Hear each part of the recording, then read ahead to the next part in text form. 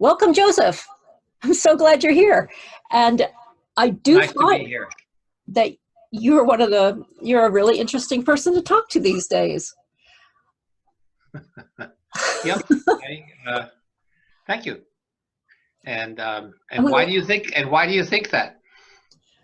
because every time I have a conversation with you, you have a perspective that isn't one that I've heard in many other places. That's I interesting. also love that the work that you have been doing from when I first met you is being very creative with your clients, that when there seems to be a challenge, you actually dig in and find solutions. So I know you are solution oriented, and I know that you are creative, and I know you care about people. So, That's actually a really important, and it's not something I can tell people, oh, I care about you, and then they'll believe you. You know, it has to come through your pores. You have to really actually care about people. and you do. And I do, even though saying it doesn't mean it's true. I do, because everyone will say that. Um, You know what I'm thinking we should do? We didn't do yeah, this. Introduce you. Would you like to introduce yourself? I will introduce Thank myself. you. Yeah. Thank you. So, so my name is Joseph Knudsen. I am the owner of an insurance agency called HIQS Group. And you might say, why is it called HIQS? That doesn't mean anything. And that's actually true. It doesn't mean anything. When this first started, it was a health insurance oriented agency, and we called it Health Insurance Quote Service.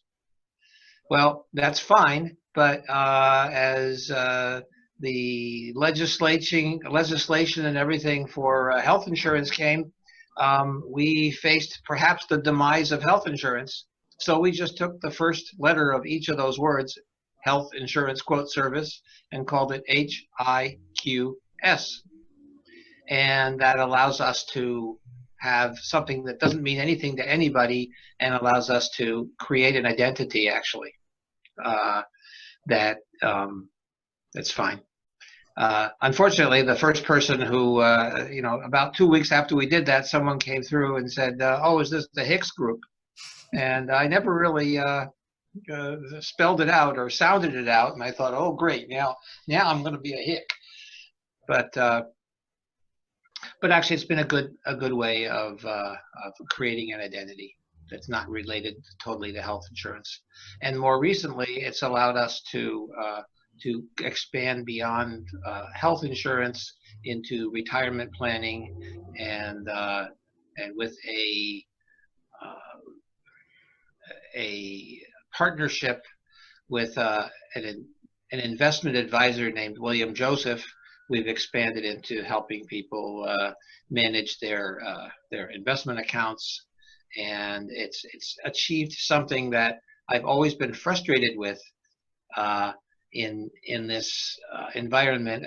Going back 24 years, I started in 1996, and when I started, did mostly health insurance, life insurance, but health insurance and life insurance are part of a bigger picture.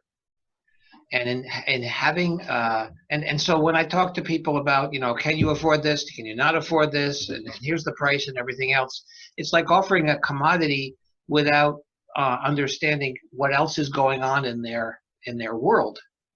And it was always frustrating to know that and I would have conversations about their retirement plans and everything else, but it really wasn't something that I was knowledgeable about and could really help them with everything.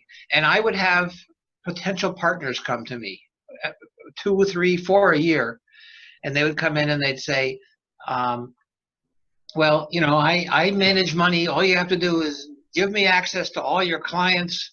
I'll tell you what's going on. I'll share the income with you, and it'd be a win-win, win-win-win. And I never felt even if I trusted the people and thought that they were good people, I didn't feel comfortable with that process. I didn't feel comfortable with introducing them to all my clients and having them establish that relationship without me involved. So what you and I are talking about here is how we pivot when there's problems in like COVID. We'll get into how do you pivot when there are obstacles in front of you, and do you just fall down and go, oh, this is terrible, or do you try and figure out other things that you can do? And as the health insurance world stopped being something that I really wanted to be in, I was able to take some of my employees who basically took over most of my health insurance business, and that allowed the freedom for me to actually do what all of these people had proposed that they would do for me, which is to find partners and to then be able to talk to people about their whole financial picture, and learning what I need to do, and learn, and knowing who I can call on, because you never know everything. So what I become is not really a conduit, but the person in front of my clients, and I say, this is what you need, and I can get this person to help you here and this person to help you here, and I still have certain expertise over the last 20 some odd years in terms of health. I can always help them with the health insurance, Medicare, and all that. So we've gotten quite a bit away from introducing myself. Well, that's a good history. and it's helpful to have that foundation to understand how you progress with your business. You have evolved already as a business from the inception, and now we've come to a time when many people are looking at their own businesses and being unable to continue in the way that they had been, their trajectory in January. January trajectory has changed, regardless probably of any industry. It may have increased because of certain needs, as in healthcare workers, and it may have seemingly vanished. So my question to you, as you have navigated this, we were having a conversation just before we started about the two groups of people who you talk to who are advisors for you, and the two different camps they fell into. Could we go back into that? That was interesting. Sure. So the way that I have found new clients in the last 2 years has been two things. One is people who already know me and are interested in expanding our relationship into the other things that I do. And I was lucky enough to be sponsored by AAA to do a series of seminars sponsored by AAA, mostly in libraries, where people would come to learn about Social Security. It's an educational process. We're able to put together an educational PowerPoint with helping people understand, and it helps people a lot. There's a lot of things that people don't know about Social Security, and as you make that transition into Social Security, you need a lot of information. And as a side note, I know this is a complete segue. I applied for Social Security an hour and a half ago, so I had so I just experienced this myself, what I've been bringing people through. But it was time, and so I decided to do it this morning. And it's always good when you do what you're telling people to do, because then you can experience it yourself. And I try and do that when I can. And so a number of people who are associated with this organization, this investment advisor that I'm working with, have been doing these seminars on behalf of AAA. And what happens is people come to the seminar.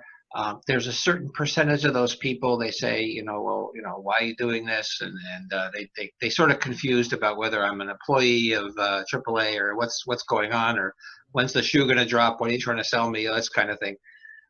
But the fact is that it's our way of introducing ourselves, showing that we're experts in a certain area, and depending on whether they have financial advisors or not, or want to engage with us, there's a process in which we sort of, maybe we start out with 30 people, and then there's 25 people, and then there's 20 people, and so forth. And near the end, there's a few people who it's a good match, and it's a match where we can, they become my clients in different ways, and it's been a good process, and that we all did this. Now, when COVID happened, I'll call it COVID. People have different names for it, including the Black Plague, I think, things like that. But when COVID happened, suddenly people couldn't do these in-person seminars anymore. In fact, I remember the last seminar that I did, and it was the last seminar that Newtown Library allowed as a physical seminar in there. And in fact, by the end of the day, they were told that they really shouldn't be doing it, except that they'd been telling people all day who called and say, "Is it on? Is it on? Is it on?" And they said, "Well, it's still happening." So they said, we told enough people it was happening. Half the people said, "I can't come. I'm scared." And so I had to learn Zoom all within, I spent a good portion of my day learning Zoom, setting it up, hoping it would actually work, and doing my in-person seminar with Zoom, with a Zoom recording and online, so that half the people who didn't come had a way of still attending. And then we went on to just redo all of the seminars in the same schedule, really, where we learned how to transition over this to Zoom. Now, what's interesting is that half the people who did these seminars, they were in a state of fear or depression, almost. And we would get together, we would talk, we would have these meetings, and they'd say, "Well, people are scared, they don't want to talk, they don't want to do anything." Their perspective on people was, I can't call them and say, "Why don't you talk about your retirement?" Because people are just saying, "Why are you talking about my retirement when the whole world is crashing?" And their perspective was that it was a terrible time to reach out to people, and it was not appropriate. And they basically were pulling back from doing their business at all, and just sitting and waiting, and I don't know what they were doing, playing cards or something. But I, on the other hand, I'll pat myself on the back a little bit here. I saw it as an opportunity, and I talked to people who said, I can't do anything right now, call me in a month, call me in 2 months. But there was a lot of people who now had time to actually dig into something that they needed to do, that they had been putting off for months or years, really. The reason they signed up for this seminar is that they were on the verge of retirement, and maybe the COVID crisis is pushing them even faster into that. But there's a lot of details, and they had to understand their Social Security, they had to understand, various things. And what they all want to know is, do I have enough money to retire? What's going to happen? With the, there's certain dangers in retirement. They have to do with inflation, living too long. What happens if I die? What happens if I have a chronic illness? And these are all and what's interesting is that every single person who comes to me, it doesn't matter if they have millions of dollars or tens of thousands of dollars, they all ask the exact same question. It's sort of fascinating, which is, do I have enough to make it? And even when it's really obvious to me that they do, they still have that question. And we still, we work with people to try and help them understand that. And I have someone recently who she only needs $20,000 a year to live. She's very frugal. And another couple who needs about close to $200,000. Their lifestyle is $200,000 a year. They need vastly different amounts of money put away. live on. And frankly, with the people who are the 200,000, we had to talk about somewhat of a lifestyle change here. So I'm getting into areas that I didn't think I'd ever get into, which is, do you really need that good a car, or 15 vacations a year, or whatever they do. So in working with people, there's opportunities, and the opportunities have to do with people finding the people who have the space and the interest in digging in, and actually a space to do that, and who are willing to and interested in that. Now, there's another thing I'd like to segue. You're okay with me keeping the talk here? Yep. Blabbing away. Every now and then a question flashes in, but I think you're doing. Okay. Go ahead. Okay. There is also another opportunity that's becoming very clear to me. So I represent an investment advisor who has been around only a few years. William Joseph. It was formed by two partners. I work very closely with them, and they're not like Merrill Lynch or Schwab or anything like that. They're not a gigantic name, and we act as advisors to people who they're not depositing their money with William Joseph. We are acting as an advisor, finding the best in breed, and really advising them as where to do their investments, and we're watching as a watchdog, and we're interacting with them and helping them with planning. So the biggest challenge is that these we call them the wire houses, places like Merrill Lynch and Schwab, people feel more comfortable, or Fidelity, people feel more comfortable with something they've heard of because no one has heard of William Joseph. Now, the fact is if you go to Merrill Lynch or any of those other people, you're going to end up with a person, and that person is going to do similar things to what I do, or at least they're supposed to. In advising them, you run into Schwab or Merrill Lynch. They tend to put you in investments that are related to that are sponsored by Fidelity or whatever. And we don't have anything that's so our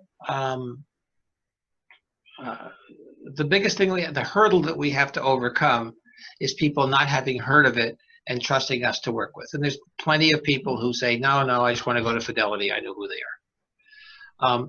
Now, what's happening is that when there's a dynamic that happens in these, I'll call them the wire houses again. So when you get these big wire houses, I'm real happy with someone who has, a few $100,000 or so to invest. That's a good client for me. But if you're going to Merrill Lynch, for instance, and they have less than $500,000, I think that's the number, they're not even reimbursed by Merrill Lynch. They don't want those clients. And there's tremendous pressure for these people to have many, many clients focusing on the high net worth. You might be talking about $5 or $10 million. That leaves out the average person, for sure. And they are not being given the kind of service that they need. And especially in this environment where things are going up and down and crazy and sideways, and they have all sorts of questions, they're not going to get the kind of service, or they're going to get a very junior person and maybe a different junior person in 3 months and another junior person in another 3 months. So there's a tremendous opportunity to work closely with people and to help them and basically acquire them as clients, because we can do a more personal job and we don't have the overhead. We're more flexible.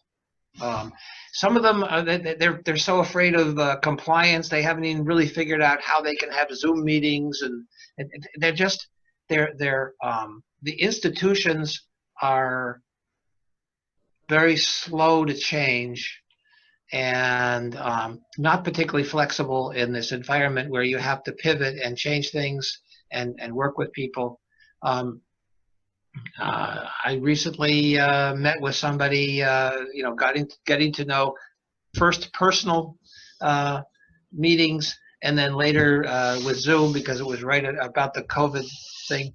And 3 times I met him in a parking lot and handed him papers to sign. And he came halfway from his house. I came halfway from my place. And that's just not something I would see a Merrill Lynch person doing. So again, the willingness to do this is where the opportunities are. So, and then Can you say willingness to do what? Can you define what this is? Well, sort of whatever it takes. It's communicate with people in any way that they need, whether that's whether that's a Zoom meeting or sending documents to them or dropping things off at their door, which I did the other day, and also giving them information about what's happening, whether it's on a day-to-day basis, a week-to-week, or a month-to-month. How is their plan working out? Being a watchdog for them and saying, things are changing in the marketplace. We need to make a change soon. Instead of just letting it go along or hiding under our desks and hoping people don't call us because there's too many people and we want to focus on the 10 people who are the high net worth people. And even though, you might have a 1,000 clients, you really can only deal with 30 of them. Well, I don't have 1,000 clients. I have, maybe 20 clients who are I'm helping them navigate this. And I'd like to have more clients, but I don't want 1,000 clients because you can't handle 1,000 clients. You can't service 1,000 clients. And some of these wirehouses, that's what they need to survive because that's the pressure they're under.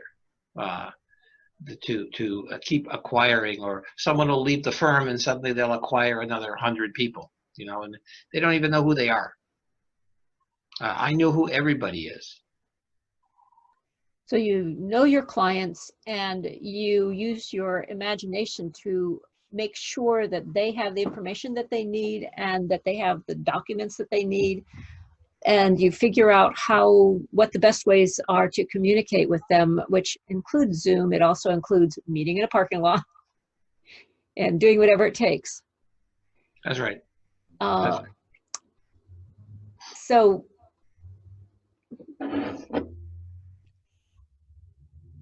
I think that's helpful. As you know, my mission is to create little spots so that people who are watching can know who you are, which I think you covered it pretty well, and also to know what it is that you are doing, because I know that you have been very busy since this, I'll call it the season, has begun. Our time to pivot into a new direction. You have been very active in your business, and so the impetus seems to be, tell me if this is correct, that 1, you knew what you were doing. 2, you were always looking for opportunities to grow and change. 3, this change in circumstance gave you the opportunity to develop some new skills and to really focus in on your clients and personalize their service even more than it had been personalized in the past. Is that? That's true. That's true. And I think every time it's most of the time it's technology and not a health crisis.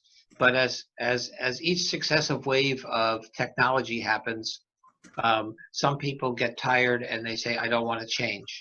And if you don't want to change and you're not willing to say what's going on and how can I change things, and yes, they're not the way they used to be, you basically stop being relevant. And when you stop being relevant, you stop caring, and you find out that your ability to do what you do in the business that you're in just goes down and down and down. you're saying that there are waves of things that come through it. It might be a health crisis. It could also be like upgrading from Windows whatever 7 to Windows 10 all of a sudden, or some kind of other technological impasse that makes the way you were doing business impossible, and that you need to stay open to those changes and learn how to navigate them. Yes. Learn the skills. When I started, people wanted to see you physically. No one wanted you to do business with you on the phone. That's changed radically in 24 years already. For people to say, now I don't really want to meet you physically as much, although retirement planning is still really is something where you need to still meet and talk about things and look at statements and things like that. It's harder to do in a Zoom environment. You can do it, but that whole transition from in-person to remote has left some people behind. There was a whole period of time when all I had to do for health insurance was to put ads in the yellow pages. And at our peak, we were getting about 100 to 125 people a month calling up saying, I'm interested in health insurance, what you got? And that gave us plenty of activity. It was like a little anthill here, actually. We had a number of different agents, and we were working with people and so forth. Well, if all we did was put ads in the yellow pages, the only people who call from the yellow pages are people who are old and don't want to learn the internet. And there's fewer and fewer and fewer people who do that, because even the people who are old don't want to learn the internet.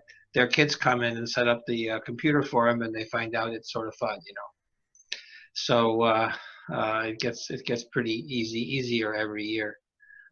And so again, unless you understand that there is a different world and how you go about communicating and finding clients, you're going to find that you're left behind. You have to continue not to resent change, but to embrace change and see, where do I fit in here?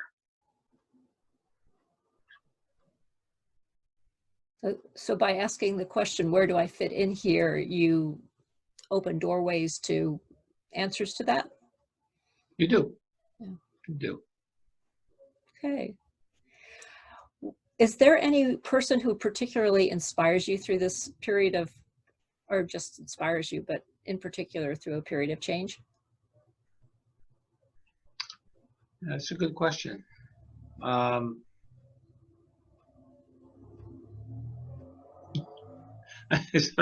sort of inspire myself. Okay. Or books that have influenced the way that you think, because not everyone thinks like you. I'm a fan, and in fact we've talked about this. I'm a fan of Napoleon Hill. It's sort of like The Power of Positive Thinking. It's called Think and Grow Rich, and I have tried to use the principles from that book really my whole life. And these are principles where you are trying to, first of all, find other people who are like-minded, like yourself, to communicate with, to encourage each other, that you're not working alone, and that you are you're forming what he calls a mastermind group, and in this mastermind you are in working together. There is more than just this one person doing something. He talks about Andrew Carnegie, and Andrew Carnegie was asked. He says, "Well, you just happened to be at the right time at the right place, and you were I think he did Steele, didn't he? Steele, and he he had a bunch of people and working with him, and they said, well, if you took that all away, then would you, could you really see yourself succeeding? And he says, I have, a collection of 10, 15 people that are my key people. And if you gave me those key people and took away this empire, with those people, we could find a whole new place to do this, and we could create another successful enterprise or even an empire. That it's more important in getting these key people who can work together than it is, the luck of, we happen to be in the right place at the right time, and we're at Sutter's Mill, and suddenly there's gold there, and that's we're lucky. So finding other people that you can work with is really important, and they don't even have to be doing what you're doing. So Well, I think that's a according key. to Napoleon Hill, I believe it helped if they weren't doing what you were doing, so that you would have access to multiple knowledge bases. That's right. That's right.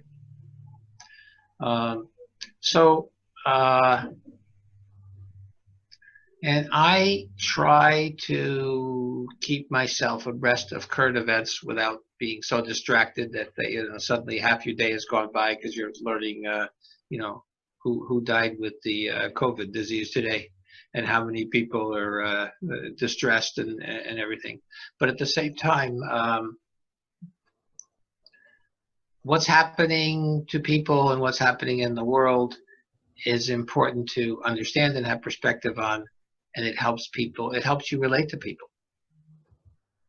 and what they're going through. Because again, going back to caring, if you're only aware of what you're doing and not what's happening in the world, you can't really go out there and work with people, and because everyone has their own set of concerns and awareness, Circumstances, awareness. Yep. Yeah. Yes. Yeah. Yeah. Well, I appreciate your time. I'm going to put your contact information on a somehow technologically, I am going to manipulate this so that your contact information will show up on the screen and people can hit pause and have that. Is there any final word that you would like to pronounce here before we end the interview? No, I just appreciate the opportunity actually that you've given me to do what everyone likes to do, which is talk about themselves and to share.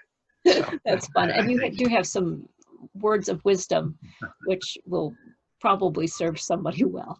Thank you, Joseph. I hope so. Thank you. Take care.